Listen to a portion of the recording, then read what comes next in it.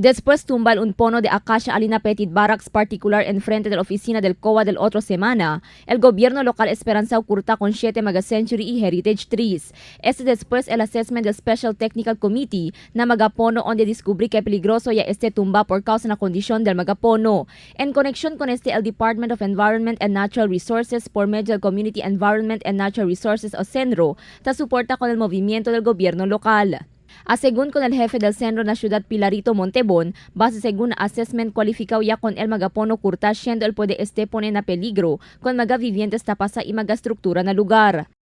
Ya pwede sila mira that chene pa daton mga pono akin, especially the acacia, no, species the acacia, na we can consider as heritage tree ale. No?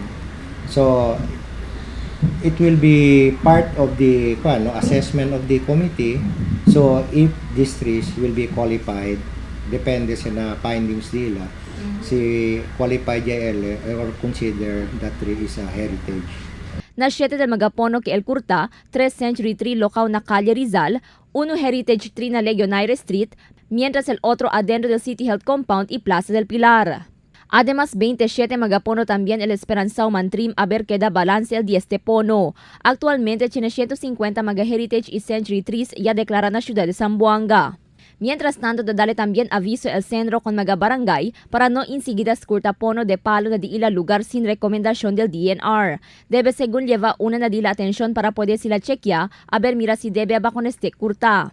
Evita también según lleva transporta magakurtaw palo sin propio papeles y certifico desde Senro. Si once they will transport that, akal cosa sila korta na di ila lote, they have to secure certificate of verification in which the Senro will issue. Tan issue kami.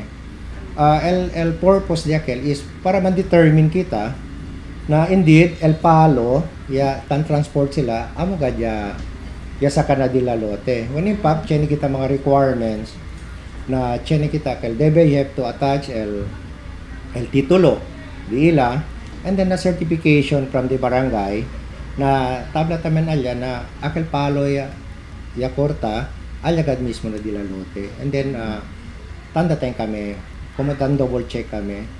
Además, continuando según el National Greening Program del DNR na ciudad, a mediante el cuantos asunto y enfrenta el oficina de más reciente. Hobeto según del programa Restora con el medio ambiente y magamonte destroza por causa según na illegal logging.